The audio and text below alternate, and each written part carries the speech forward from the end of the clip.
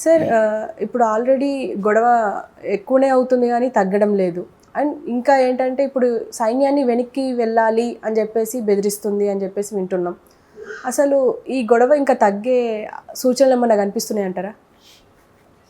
మాల్దీవ్స్ వివాదం మనం ఆల్రెడీ చెప్పుకున్నాం. బేసిక్గా ఏంటంటే మన ప్రైమ్ మినిస్టర్ నరేంద్ర మోడీ లక్షద్వీప్లోకి వెళ్ళి అక్కడ పర్యటించి ఫోటోలు అవన్నీ బయటకు రావడం, దాంతో కొంతమంది మాల్దీవ్స్ని లక్షద్వీప్ని కంపేర్ చేస్తూ మాల్దీవ్స్ కంటే లక్షద్వీప్ చాలా బెటర్ అని చెప్పడం, దాంతో అక్కడ ముగ్గురు మంత్రులు మీ దేశంలో హోటల్స్ బాగుండవు, రూమ్స్ బాగుండవు, కంపు కొడుతుంటాయి బాత్రూమ్లు, ఇలాగ వాళ్ళు చెప్పడం, అట్లాగే మోడీని కూడా ఇజ్రాయిల్కి తోలుబొమ్మ ఇలాగ విమర్శలు. ఈ కాంటెక్స్లో మొత్తంగా మన వాళ్ళు ట్రిప్పులు క్యాన్సిల్ చేసుకోవడం, హోటల్స్ బుకింగ్స్ క్యాన్సిల్ చేసుకోవడం, బాయ్కాట్ మాల్దీవ్స్ అనే ఒక పిలుపు ఇవ్వడం, దీనివల్ల అక్కడ టూరిజం అనేది బాగా అఫెక్ట్ అయింది. దాంతో అక్కడ ఉన్న ప్రైవేట్ టూర్ ఆపరేటర్స్ అంతా కూడా రిక్వెస్ట్ చేయడం, ఈజీ ట్రిప్ అనే మన సెకండ్ లార్జెస్ట్ అది, సో వీళ్ళు కంప్లీట్గా ఆపేశారు. దాంతో ఆపరేటర్లు అడుక్కోవడం ఇవన్నీ జరిగాయి. సో దాని తర్వాత వాళ్ళ ముగ్గురిని సస్పెండ్ చేస్తున్నట్టు అధ్యక్షుడు ముయిజ్జు ప్రకటించాడు.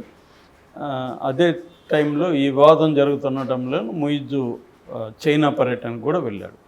సో ఈ కాంటెక్స్ట్లో రెండు డెవలప్మెంట్స్ ఇప్పుడు కొత్తగా చోటు చేసుకున్నాయి. ఒకటి, మాల్దీవ్స్లో మాలే నగరానికి మేయర్ ఎలక్షన్ జరిగింది. ఆ ఎలక్షన్లో అధికార పార్టీ ముయిజ్జు పార్టీకి సంబంధించిన మేయర్ ఓడిపోయారు క్యాండిడేటు. ప్రతిపక్ష పార్టీ డెమోక్రటిక్ పార్టీకి సంబంధించిన ఆడమ్ అజీమ్ అని ఆయన మేయర్గా ఎన్నికయ్యాడు. ఈ ముయిజ్జు కూడా ఇప్పుడు ప్రెసిడెంట్గా ఉన్న ముయిజ్జు కూడా గతంలో మేయర్గానే పనిచేశాడు. సో మేయర్ పోస్ట్ అక్కడ కీలకం. ఆ పోస్టులో ఓడించారంటే మాల్దీవ్స్ ప్రజలు కూడా ఈ వివాదంలో భారత్ వైపు ఉన్నట్టుగానే అర్థం చేసుకోవాలనే విశ్లేషణలు వస్తున్నాయి. ఎందుకంటే ఇది మాల్దీవ్స్ ప్రజలకి ఇండియన్ ప్రజలకి మధ్య వివాదం కాదు, మాల్దీవ్స్ ప్రభుత్వానికి ఇండియాకి మధ్య వివాదంగానే మనం అర్థం చేసుకోవాలి. ఎందుకంటే ఈ ముయిజ్జు ప్రభుత్వం ఎలక్షన్లు జరుగుతున్నప్పుడే నవంబర్లో అధికారంలోకి వచ్చారు వాళ్ళు. నవంబర్కి ముందే వాళ్ళ స్లోగన్ ఏంటంటే అవుట్ ఇండియా అనమాట, ఇండియా అవుట్ అనే ఒక స్లోగన్ని వాళ్ళు తీసుకున్నారు. అంటే వాళ్ళ హామీ కూడా ఏంటంటే మేము అధికారంలోకి వచ్చాక భారతదేశానికి సంబంధించిన సైన్యాన్ని మేము బయటికి పంపిస్తాము, వాళ్ళ పెత్తనాన్ని మేము సహించము, వాళ్ళు ప్రభుత్వంలో జోక్యం చేసుకుంటున్నారు అన్న విమర్శలతో వాళ్ళు అధికారంలోకి రాగలిగారు. ప్రతిపక్షం ఇంతకుముందు అధికారంలో ఉన్న పార్టీ డెమోక్రటిక్ పార్టీ, సోహెలి అని అధ్యక్షుడు, వాళ్ళు ప్రో ఇండియాగా ఉన్నారనమాట. Pro India versus anti India అనే రెండు పార్టీల మధ్య anti India party Muizzu party అధికారంలోకి వచ్చింది. సో అంటే ప్రజల్లో కూడా ఎంతో కొంత ఇండియా ధోరణి పట్ల కొద్దిగా వ్యతిరేకత ఉందని మనం అర్థం చేసుకోవచ్చు అప్పుడు. అయితే ఇప్పుడు ఇదేమో టీ కప్పులో తుఫాన్లాగా, నిజానికి ఇది అనవసరమైన కామెంట్లు వాళ్ళు చేసింది. ఇప్పుడు లక్షద్వీప్ ఫోటోలు వచ్చాయి, మన వాళ్ళు ఏమి బ్యాడ్గా కామెంట్ చేయలేదుగా, మాల్దీవ్స్కి ఎక్కువ మంది వెళ్తున్నారు, దాని బదులు ఇది వెళ్ళండి, ఇది ఇంకా బాగుందని చెప్పారు. మనం కంపేర్ చేస్తాం, అమెరికాలో పలానా చోటు కంటే మంది బీచ్ బాగుందనో, లేకపోతే మన లొకేషన్స్ బాగున్నాయి, మీరు అక్కడికి ఎందుకు, ఇప్పుడు సినిమా వాళ్ళు ఎక్కడో పోయి షూట్లు చేస్తారు, ఎందుకు అంత దూరం పోతారు, మన రాష్ట్రంలో ఉంది కదా అని మనం దానికంటే బాగుందని ఎవరైనా చెప్తారు. అందులో ఏం తప్పు లేదు, దాంతో వాళ్ళని ఏదో నిందించినట్టు తక్కువ చేసినట్టు కాదు.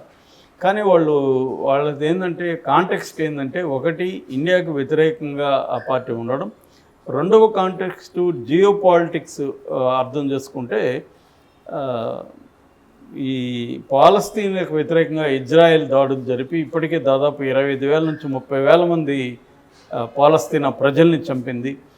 ఈ సందర్భంగా ప్రపంచంలో ఉండే అనేక ముస్లిం దేశాలు దీన్ని తీవ్రంగా నిరసిస్తున్నాయి. ఇజ్రాయెల్కి సపోర్ట్ చేసే దేశాల పట్ల కూడా ద్వేషభావాన్ని పెంచుకుంటున్నాయి. అట్లాగే మాల్దీవ్స్లో కూడా ముస్లిం పాపులేషన్, ముస్లిం కంట్రీ అది.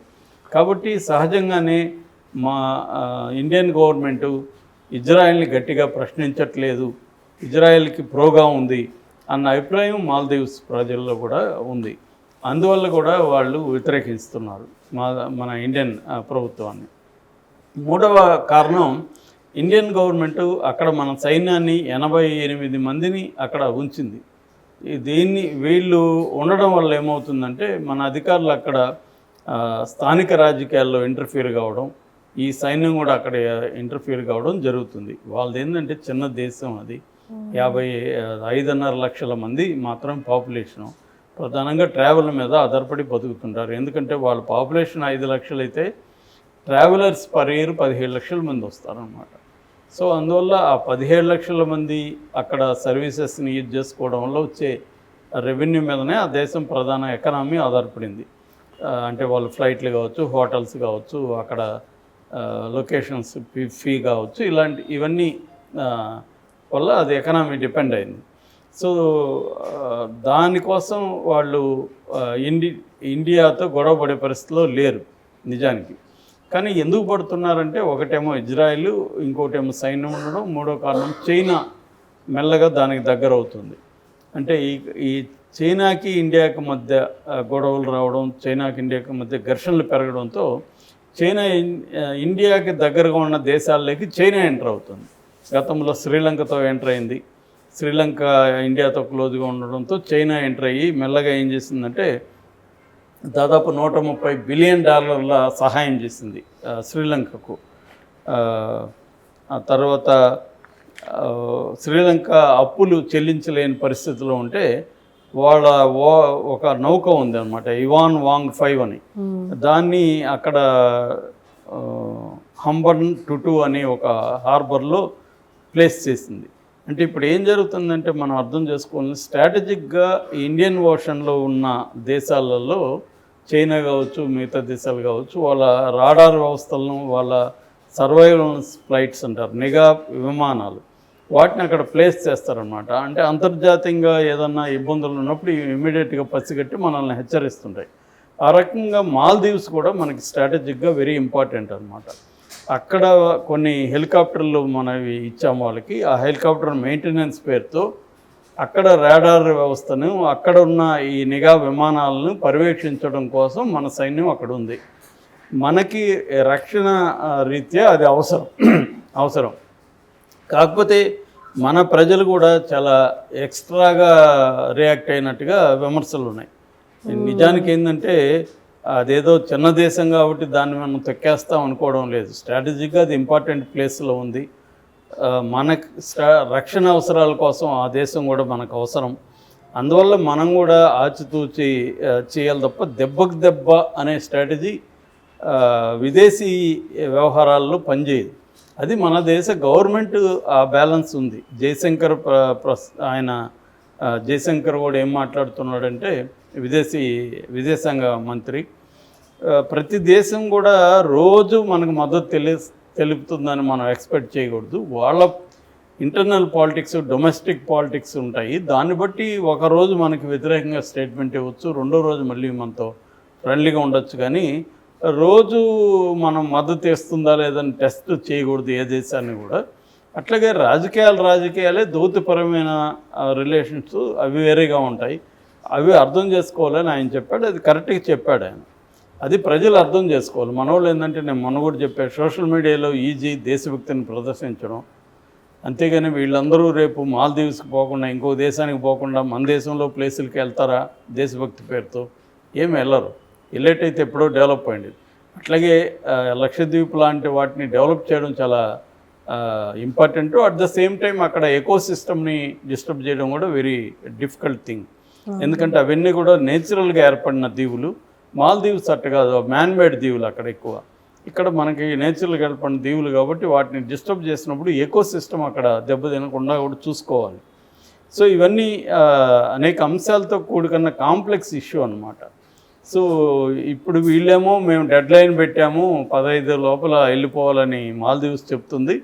ఇండియా గవర్నమెంట్ ఏమో అట్లాంటి డెడ్ లైన్ ఏమీ లేదు, ఒప్పందం అయితే జరిగింది, మనం వాళ్ళు కూర్చొని మాట్లాడుకున్నాం, మీటింగ్ అయితే జరిగింది, వాళ్ళు వెళ్ళిపోమని చెప్పారు, మనం కూడా విత్డ్రా చేస్తామని మేము కూడా ఒప్పుకున్నాము, బట్ డెడ్ లైన్ అయితే ఏమి లేదని చెప్తున్నారు. అక్కడ మీడియా అంతా కూడా డెడ్ లైన్ పెట్టారని రాస్తుంది మాల్దీవ్స్ మీడియా. మరి ఏం జరగబోతుంది అనేది మనం చూడాలి. నాకు తెలిసి మొత్తంగా ఓవరాల్గా ఫారిన్ అఫైర్స్ విషయంలో మోడీ గవర్నమెంట్ చాలా జాగ్రత్తగానే డీల్ చేస్తుంది. ఏ దేశాన్ని కూడా తొందరపడి ఏ నిర్ణయాలు తీసుకోవట్లేదు. అలాగే మాల్దీవ్స్ కూడా మనకు కూడా వాళ్ళకి మన టూరిస్టులు ఎంత ఇంపార్టెంటో మనం యావరేజ్లో 2 లక్షల మంది మన వాళ్ళు వెళ్తున్నారు. అట్లాగే ఈక్వల్గా రష్యన్ వాళ్ళు కూడా వెళ్తున్నారు. ఇప్పుడు చైనా కూడా పెద్ద ఎత్తున పంపిస్తుంది ట్రావెలర్స్ని. ఆ రకంగా ఒక లాంగ్ టర్మ్లో వాళ్ళకి పెద్ద ఇబ్బంది కాదు. అట్లాగే మనకు కూడా వాళ్ళ అవసరం ఉంది స్ట్రాటజిక్గా.